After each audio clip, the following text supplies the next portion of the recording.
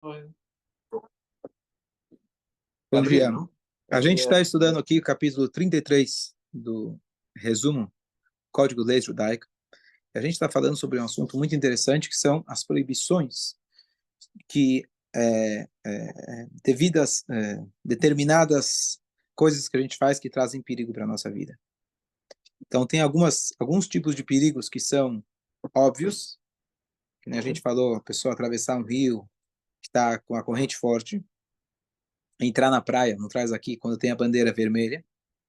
E tem outros tipos de perigos que são perigos espirituais, ou seja, os nossos sábios falam que é proibido, traz um perigo para a nossa saúde, respeita e não pergunta. Então, por exemplo, misturar carne com peixe, isso é um perigo para a nossa saúde. Não temos, pelo menos por enquanto, como provar isso pela ciência. Mas, assim a Torá afirma, e a gente deve tomar esse cuidado. Então, aqui, esse capítulo é uma mistura entre esses dois tipos de perigos que surgem. Eu vi que misturar carne com leite faz com que o ferro, a carne é rica em ferro, diminua, o corpo diminui a absorção. Tá, você está falando da carne com leite. A gente está falando aqui da carne com o peixe. A carne com leite é uma proibição da Torá. Aqui a gente está falando proibições por causa do efeito da saúde física. Quando a gente fala de proibição de carne com leite, ou comer algo que não seja caché, estamos falando aqui as diretrizes para a alma. Então, não adianta falar, só porque você come caché, você é saudável. Tomara fosse. Não tem nada a ver. Certo? Então, é a dieta para a alma. Aqui ele está dizendo a dieta para o corpo. E já que são nocivas ao corpo, é proibido para a gente comer. Então, a carne com leite pode até ser, com certeza, que não é benéfico tanto espiritualmente quanto fisicamente, porque ambas as coisas estão ligadas. Mas o principal na carne com leite é a proibição espiritual. Aqui a gente está falando de proibições que nossos sábios contam para a gente. Olha, se você fizer tal coisa, é perigoso para a tua saúde física. Entendeu? Então, o ênfase é outro. Os rabinos mais recentes, eles não têm autoridade para fazer o contrapor essa opinião de carne E peixe. e peixe. Sim. Não, quer dizer, os mais antigos falaram, Então, a gente falou não tem como contestar assim, à luz da da ciência, ciência. etc. Então, é uma coisa interessante. Então, de maneira geral, a regra é que você nunca pode discutir com o sábio anterior. A gente contou aquela piada lá do cientista, do avô cientista com o rabino, que quanto mais próximo do rabino, os netos queriam ficar próximo dele, por quê? Porque está mais próximo de Adam Arishon, de Moshe Rabbeinu, e o do cientista, os netos queriam ficar longe, porque ele vem no macaco. Então, quanto mais longe, melhor. Mas essa ideia ensina para gente de que quanto mais para trás, mais autêntico é. Já na ciência, quanto mais para trás, mais outdated, está fora de, está desatualizado. Pelo contrário, quanto mais eu descubro, mais avançado eu estou, mais próximo da realidade eu estou. Então essas são sabedorias no sentido inverso. Então, de maneira geral, não se pode discutir com um sábio anterior. Você está trazendo um ponto que a gente falou 2 capítulos atrás, de que o Maimônides ele traz para a gente as dietas que a gente deveria seguir, e hoje todos os sábios dizem que essa dieta não serve, porque nosso corpo mudou, a saúde mudou, a comida mudou, tudo mudou. Então a gente tem que seguir a medicina atual. Então não é que a Torá mudou, Hasbe Shalom, a Torá é verdadeira, só que nessa situação a gente deve consultar a medicina atual. Em relação à carne com peixe, que os nossos sábios eles falaram que é proibido e é perigoso, então eu já vi escrito que o fato de que nós hoje não temos essa comprovação científica, ou seja, as pessoas comem eventualmente e não causa nenhum efeito negativo, que existem certas leniências em relação a isso. Então, na outra shiur, alguém perguntou por que você pode cozinhar eventualmente assar no mesmo forno o peixe com a carne. Você pode cobrir um deles, já está bom. Na carne com leite, você não pode. E tem outras leniências em relação a isso. Em casos de, se aconteceu, misturou e etc., cada caso precisa ser avaliado, mas é mais leniente, tem uma certa leniência, já que a gente não vê um efeito imediato negativo. Mas não é o tipo de coisa que, eu chego, o sábio da atualidade fala, a ciência não concorda, então descarta a Torá. Isso não existe. Agora, vamos dizer, a pessoa colocar de um lado do prato peixe, dá um espaço, colocar. Não pode, não pode. Não, tem Você que não pode. usar, Você trocar tem que trocar o prato, tudo. trocar a louça, Talheres também. talheres. Sim. Aqui uma alahá. A Torá fala para nós claramente que quando você chega, você está fazendo uma guerra, por exemplo, falando aqui das guerras da antiguidade, com Davi da Amélia, Rei Salomão, etc. Salomão não tinha guerra, mas na época do Davi, etc. Você não poderia chegar numa cidade e destruir uma árvore, a não ser que aquela árvore não está deixando o tanque passar. Você não pode chegar e destruir uma árvore. A Torá fala claramente. Será que a árvore é o homem? A árvore o homem é a árvore do campo? O que significa isso? Você quer matar, mata teu inimigo, que estão te apresentando algum tipo de risco e perigo, é ameaça. Já a árvore não é ameaça para você, então deixa ela lá. Então essa é uma regra. Então, aqui ele está dizendo para a gente mais um detalhe.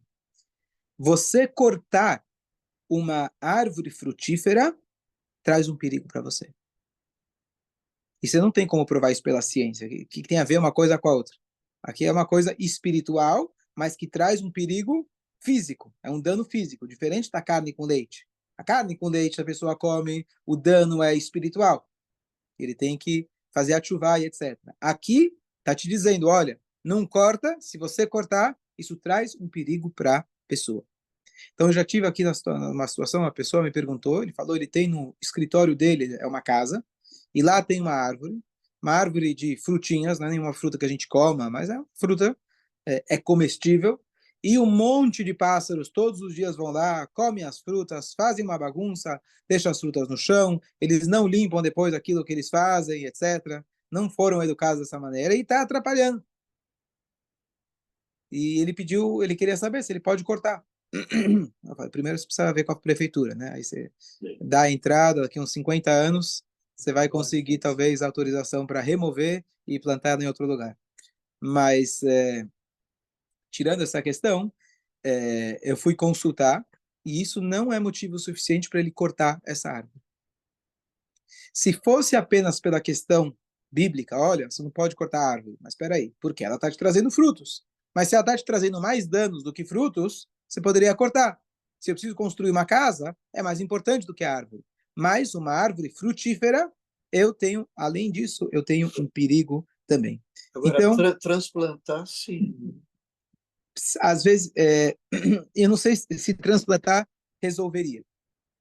Uma boa pergunta. Agora, Transplante põe em risco também, né? também põe em risco.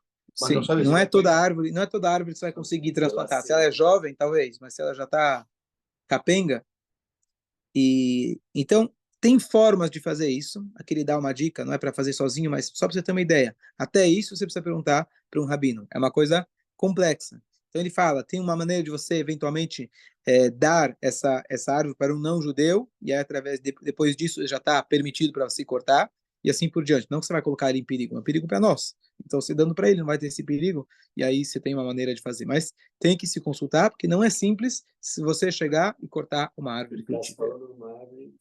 Frutífera. Se não for frutífera, não teria problema. Pero como dá para um gol? Não, Você tira a faz. árvore lá? Não. Não, você faz uma aquisição legal. Embrulha e põe na árvore. Dá Não. faz Como que você vende um campo? Você não embrulha o campo. Você faz um documento. Você faz um documento. Um documento, aperto de mão, dinheiro. Tem várias formas que você pode fazer uma aquisição. Quinhana. O que é quinhana? Uma aquisição. Então, ou com dinheiro, uma forma de aquisição pela Torá, o que hoje a gente dá como se fosse um aperto de mão, mas é um aperto de mão que tem uma força legal. Então, por exemplo, quando o noivo coloca o anel no dedo da noiva, ele está fazendo uma aquisição legal. E assim funciona também. Se eu quiser, pela Torá, comprar de você, não é o dinheiro o principal. A gente pode decidir que aquele campo que era teu já é meu, estou te devendo dinheiro, através de um tipo de aquisição. Pode ser um documento, ou pode ser que eu levante um objeto que seja de forma consciente na tua frente, estou levantando, aqui é um ato que nós estamos fazendo para mostrar que a aquisição foi realizada. Até doação pode ser. Doação também pode ser. Aqui ele fala uma coisa muito interessante e até atual. A pessoa que tem dor de barriga, então muitas vezes a gente faz bolsa de água quente. Bolsa de água quente. Hoje a gente tem borracha, materiais, silicone, que são firmes. Antigamente você tinha, eventualmente você vai usar o quê? Um vidro. O que eles iam usar que fosse vedado? Não ia ser vedado, ia ser fechado. Então é perigoso você colocar isso na tua pele. Por quê? Vai quebrar e cair em você. Então a pergunta é se isso se aplica para as bolsas modernas hoje, que a gente tem bolsa de água quente, que ela é fechada, vedada e etc., se tem essa mesma lei. Então, antigamente, com certeza, não era vedado, o perigo era maior. Mas eu conheço uma pessoa que se queimou muito forte com uma bolsa de água quente. Eu não lembro se estourou, abriu, alguma coisa assim. Então, qual é a dica? E eu tento fazer isso sempre. Não pegar ela pelando. Então, você vai ou você pega água quente da pia, ou você pega água quente fervida e mistura. Antes de colocar água quente, você já coloca água fria para deixar quente, não pelando. Não pelando. Ou se machuca menos. Né? E elétrica. Ok, tem elétrica também é uma boa dica. Mas olha como a halakha, ela entra nos detalhes. Estamos falando aqui de um perigo. Aqui que já vai acontecer.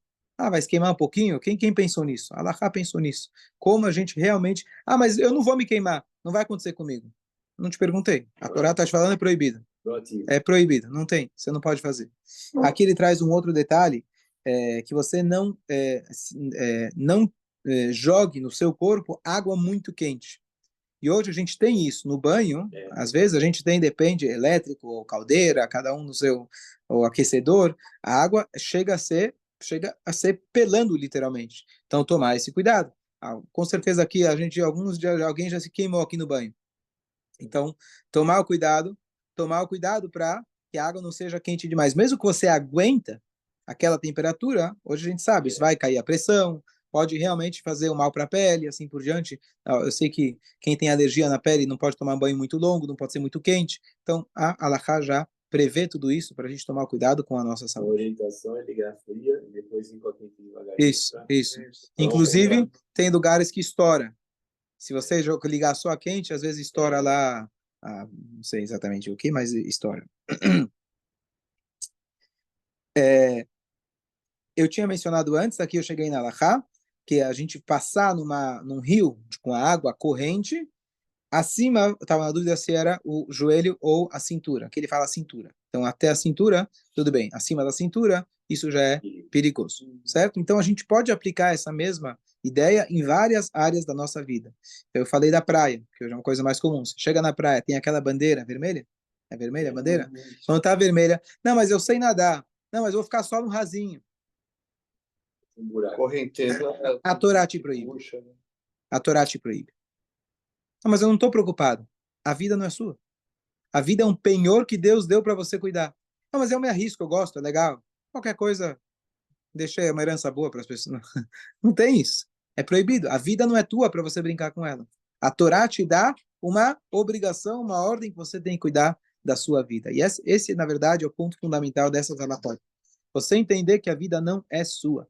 Você está cuidando dela e você tem que ser um bom depositário. Depositário que fala? Um bom fiel depositário. Você tem que cuidar e prezar por ela. E mesmo se você fala, não, mas eu não me importo, não tem essa permissão. A vida não é tua para você decidir como você vai fazer ou não vai fazer.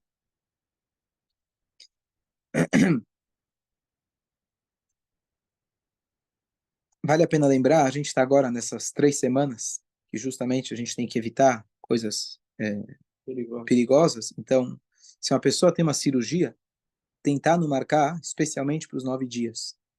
Se é uma cirurgia que a pessoa tem que fazer imediatamente, etc., não tem dúvida. Salvar a vida a gente faz qualquer dia. Yom Kippur, Tisha B'Av, não faz diferença. Mas tentar, se não for tão necessário, não marcar para essa data. E aqui vem uma coisa já trazendo no mesmo espírito da Halakha, e que hoje tem muitas cirurgias por estética. Qualquer cirurgia, vou dizer qualquer, mas muitas cirurgias está tomando um anestésico, depende como for, etc., você está se colocando num certo risco. E você precisa medir, então não tem como a gente falar exatamente, mas consultar um médico se realmente isso é 100% seguro para você. Porque se é algo desnecessário só por estética, às vezes estética é necessário também. Por exemplo, alguém que está saindo de shidduch, e, por exemplo, o homem não pode pintar o cabelo, mas tem situações onde o menino está saindo de shidduch e, vamos dizer, tem uma mancha branca na cabeça. Vocês têm, né? Você tem uma mancha branca e aquilo pode atrapalhar o shidduch dele. Então, tem certas leniências. Então, não é só porque a estética não é importante. A estética é importante e é levada em consideração. Mas, colocar na balança e consultar bem o médico, saber se você realmente não tem risco nenhum. Eu lembro quando fui tirar o meu siso, muitos anos atrás, um deles estava já não estava me incomodando, mas pela radiografia já estava lá, já precisava tirar. E tem o outro que estava lá dormindo. E aí o dentista, o cirurgião, ele sugeriu, falou, bom, já que estamos com a faca, deixa eu ganhar o dobro, né? Ele não falou, deixa eu ganhar o dobro, mas a gente pode, ele sugeriu, a gente pode já tirar os dois. E eu pensei, bom, mais cedo ou mais tarde, eu vou precisar tirar, por que não? Mas eu fui me consultar. E o rabino falou, não se deve fazer uma cirurgia desnecessária. E até hoje o dente está dormindo aí. Isso fazem muitos anos. Então, não se deve fazer uma cirurgia. Ah, mas é só, já tô com anestesia, já tá com a faca na mão, já tira, pronto, já tira da cabeça e acabou. Faz um pacote, sai mais barato. Não, você não vai fazer uma cirurgia desnecessária. A verdade, olha que interessante. A gente sabe que no Shabat, se tem perigo de vida, sem dúvida nenhuma, você transgride o Shabat. É uma mitzvah, você vai lá, salva a pessoa, etc. Mas agora tem muitos casos que, será que é perigo de vida? O que é perigo de vida? Então, se tem um médico, ele fala, olha, é perigoso, tá fácil. Agora, se não tem um médico, você está em casa, teu filho se machucou, o que é chamado perigo de vida? Difícil, a gente, qual que é a regra geral? Então, existe uma regra que é makat pnim, um machucado na parte interior. Então, por exemplo, você quebrou um dente. O que pode acontecer se você não tratar logo? Uma infecção. Uma pessoa recentemente dizem que ele faleceu por causa disso aqui na sinagoga. Uma infecção de uma cirurgia, talvez não, era, não sei se era necessário ou não, no dente, e acabou infeccionando e acabou falecendo. Tudo bem, chegou a hora dele, a chama assim decidiu, mas o ponto é que, mesmo eu sem ser médico, se é o tipo de makat pnima, alguma coisa que é dentro do seu corpo, isso já é certeza. Ah, mas é um pequenininho, um pequeno corte. Isso já caracteriza a pessoa na situação de perigo de vida e ele pode transgredir o Shabat. Eu lembro uma vez, anos atrás, quebrei meu dedo no Shabat, não sabia que estava quebrado, mas estava com muita dor, e o rabino chegou e falou, se você quiser, pode ir agora no Shabat, eu chamo a ambulância e te levo para o hospital. Foi bom, estava doendo, mas era um dedo quebrado, dá para aguentar. Eu esperei até o final do Shabat, aí eu fui lá e daí coloquei o gesso, etc. Mas quebrei o dedo, não é tão grave. Mas quebrar o dedo é makat pnim, é uma coisa que está lá dentro. Então lá dentro você nunca sabe, se quebrou um dedo, pode ter aberto algum nervo, etc. Mesmo que não está aberto, exposto para fora, mas pode, Deus nos livre, causar algum tipo de inflamação e etc. Você nunca sabe o que pode acontecer. Isso já. O que eu estou querendo dizer com isso? Que às vezes você vai pensar, é só uma pequena cirurgia, não tem nada, anestesia local. A gente tem que saber se realmente é importante. Se você vai se colocar no perigo, não, mas não importa, é besteira, todo mundo faz. Tudo bem. A Torá coloca isso como algo delicado. Então não faça nenhum tipo de cirurgia ou exame invasivo que seja sem realmente ter uma necessidade. O Rebbe, falando aqui em parênteses, ele não era a favor da mulher fazer ultrassom desnecessário. Então, se tem uma necessidade, então cada um tem que medir o que significa necessidade. Às vezes falam que no começo é importante, ou no meio, para ver o morfológico e etc, assim por diante. Então, não estou entrando no mérito da questão, é uma questão à parte, a gente pode ir mais, mas assim, por rotina, quando a mulher vai no médico e ela está grávida, toda vez ele vai fazer um ultrassom. Então, você fala, mas para quê? Ah, não, é só para faz parte do protocolo, da rotina. Não tem necessidade.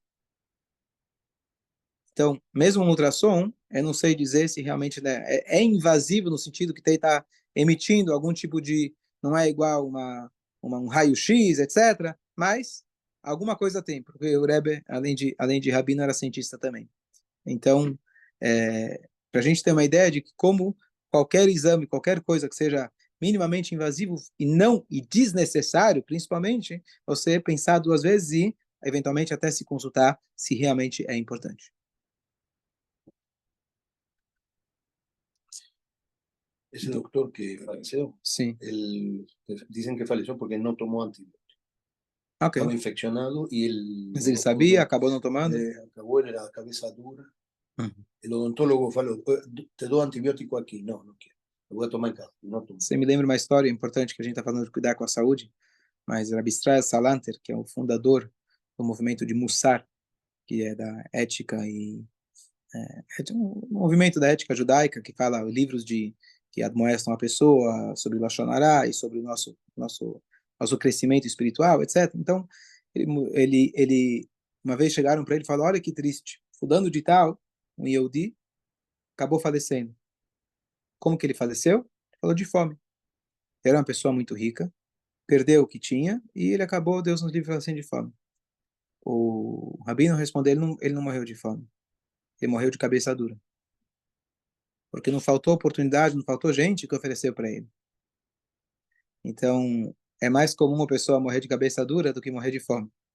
Então, se a pessoa precisa, e o médico fala, se precisa tomar tal remédio, se precisa seguir, é uma lei da Torá, que se o médico falou para você, óbvio, tem médico, tem que ser um médico competente, tem que ser um médico eventualmente especialista da área. Você pode, às vezes, consultar uma segunda opinião, uma terceira opinião, se dois estão se contradizendo. Mas se ele fala para você, precisa fazer a cirurgia, você não pode brincar. Não, mas eu tô com medo. Não, mas eu não quero, vou enrolar. Não, mas eu não gosto. As pessoas têm receio. Às vezes tem uma pessoa que teve um receio de uma doença muito grave. Com medo de ter o diagnóstico, ele ficou meses e meses sem ir no médico. É uma tendência humana, é uma autoproteção que nosso cérebro enganoso, né? Mas a gente às vezes querendo se enganar, não querendo ouvir, então temos a obrigação de zelar o máximo pela nossa saúde. E se o médico falou tem que tomar, você tem que tomar. Ah, eu não quero. Ah, eu não gosto. Ah, é ruim. Você tem que tomar.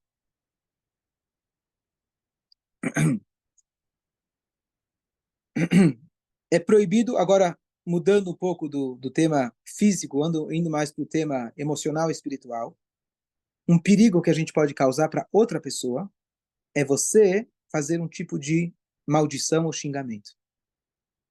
Então é proibido você falar, tirar do seu lábio algum tipo de maldição ou algo ruim que vai acontecer sobre o povo de Israel. Então você fala, olha, todos eles vai acontecer alguma coisa com eles. Você não pode prever algo negativo. Então mesmo quando você fala, olha, do jeito que as coisas estão indo, o nosso povo, olha que sabe o que pode acontecer? Você não é profeta. Deixa os profetas fazerem esse papel. Então, isso funciona para o coletivo, mas também para alguém. A gente falou outro dia no shiur entre Minchá e Arvit, que você não pode entregar o din, o julgamento de outra pessoa para Deus. O que significa isso? Às vezes está com raiva de alguém, o cara te prejudicou. E aí você fala, bom, eu não sou uma pessoa que eu mesmo vou bater nele ou prejudicar ele.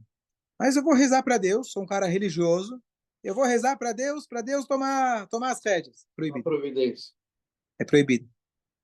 E ainda é ruim para você, porque você vai pedir para acontecer com ele, Deus vai falar, bom, deixa eu ver como está a tua ficha. Deixa eu ver como está a tua ficha. Então, como a gente tem que ter cuidado, mesmo numa reza, não estou falando para ninguém, estou falando com Deus. Deus sabe o que o cara fez. Ele sabe, não precisa de você. Você não pode rezar. No teu coração, você tem que tentar perdoar, tentar relevar, e assim por diante. E aqui vem uma coisa muito comum que o pessoal fala para crianças. Tipicamente, o lobo mau. Olha, vai dormir, senão o lobo mau vai te pegar. Senta direito, senão a polícia vem. por isso não é tão igual do mal. Mas qualquer tipo de alusão a algo negativo que possa acontecer é prejudicial para você, para a criança, e não é educativo, além de tudo. Então, é proibido. Você vai falar, olha, o cachorro vai te pegar, o gato vai te pegar, e assim por diante. Cada época, cada país tem a sua maneira de falar essa mesma ideia. Então, como a gente tem que tomar cuidado com os nossos lábios. E esse tipo de coisa é uma coisa que já entra no nosso linguajar. A gente às vezes nem percebe. É uma coisa da cultura que a gente cresceu e a gente acaba não prestando atenção. Mesma coisa a gente fala sobre ter uma linguagem limpa. Tem palavras no português que as pessoas usam com tranquilidade e, na verdade, se você for ver a palavra, é uma palavra suja. E a gente tentar buscar o vocabulário mais limpo possível. A língua hebraica, a original, se chama Lashon HaKodesh, a língua sagrada. Por que é sagrada? Então você fala, bom, porque é a língua de Deus, a língua da Torá. Mas tem um detalhe. Não existe no hebraico original palavrão. Não existe uma palavra que se refere aos órgãos íntimos diretamente. Sempre é uma maneira alusiva. Não existe uma palavra. E se a gente for ver, né, fazer a etimologia dos palavrões nas línguas, os poucos que eu conheço, e são as primeiras palavras que você aprende de outro idioma, muitos deles fazem alusão a algo ligado com os órgãos íntimos. Muitos deles. Ou algo alusivo ligado com isso. No hebraico não existe. Não existe no hebraico. Isso é Lashon HaKodesh. Isso é a linguagem sagrada. Um Yehudi, ele é sagrado. Por isso que a gente usa o árabe. Ó, tá vendo? Você que é israelense, usa o árabe. Você vai pegar emprestado. Ótimo. Ótimo não. Melhor que não use. Mas ainda o hebraico continua sendo a linguagem sagrada. Um Yehudi tem que buscar que a sua linguagem seja sagrada. E justamente é a paraxá dessa semana. Lo yachel devaro, não faça das suas palavras que sejam profanas. A maneira como o Yehudi ele fala é diferente. Quando a gente vê que Hashem ele salvou o povo do Egito, está escrito por 3 méritos. Eles acabaram se assimilando com todo mundo. Mas, não em casamento, mas acabaram assimilando a cultura, faziam idolatria. Mas 3 coisas eles mantiveram, que eram os nomes judaicos, a roupa judaica e a língua judaica. E a língua judaica, eu não sei se de fato era o Lashon HaKodesh, mas é o jeito de falar. Você sabe, quem vem do Bom Retiro tem o sotaque do Bom Retiro, você sabe, né? Tem o sotaque do Bom Retiro. Tem o sotaque judaico. Tem aqueles que falam assim com as pessoas, porque eles passaram muito tempo na Yeshiva, e quando ele conversa com você, parece que ele está estudando a Guemará, certo? Então tem o tom judaico. Estou falando que isso é a única maneira, mas você tem aquele sotaque judaico, aquela forma de se comunicar judaica. E só isso, essas 3 coisas foram suficientes para tirar eles do Egito. Estão fazendo idolatria. Que diferença faz que roupa que você está? Que diferença faz a palavra que você usa? Não, isso fez toda a diferença. Os nomes, as roupas e a linguagem deles fez toda a diferença. O Yehudi tem que sempre buscar a melhor linguagem possível. Mesmo quando você está bravo com alguém, está nervoso, você fala, não, eu vou xingar sozinho, ninguém está ouvindo, vou chegar em casa e vou berrar no banheiro.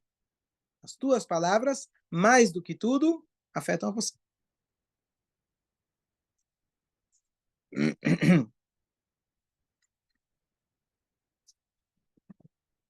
Aqui a gente conclui esse capítulo.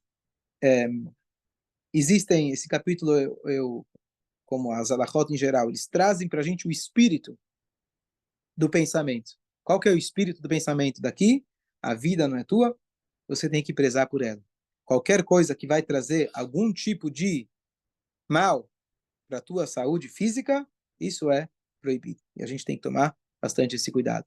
Isso pode ser de uma maneira que você está usando palavras, pode ser você comer algo que faça mal, você ir num lugar que seja perigoso, qualquer uma dessas situações, isso é proibido para um Yehudi fazer. Isso faz com que muitas vezes a gente comece a pensar para agir como Yehudi, será que eu vou fazer essa cirurgia? Será que eu posso ir para tal lugar? É um passeio, todo mundo vai. Então, a gente parar e pensar e consultar cada situação, qual é a necessidade, qual é o nível do perigo, e alguém que conheça a Halachá, ou conheça a situação, ele vai poder dizer para você se você pode ou não fazer. Essa é a Torá, que a Torá dá para a gente o guia da vida, não só a vida espiritual, mas ela garante também nosso bem-estar físico, no sentido mais literal da palavra. Ela cuida da gente, que quando tem lá a bandeira vermelha, você não vai entrar para nadar. Lembrar só de uma outra mitzvah, mas está muito ligada com essa, uma mitzvah clara da Torá, e você tem que colocar em cima, se você tem o telhado, antigamente as pessoas usavam o telhado, você tem a obrigação de colocar um parapeito. É a mesma coisa que se você tem uma piscina hoje, você tem que colocar uma proteção. Não só para criança, às vezes até para adulto, e assim por diante. Tomar todos os cuidados realmente para garantir nosso bem-estar, a nossa saúde. Lá en los salvavidas de la playa de Buenos Aires falaban, los que más se afogan son los que dicen que saben nada.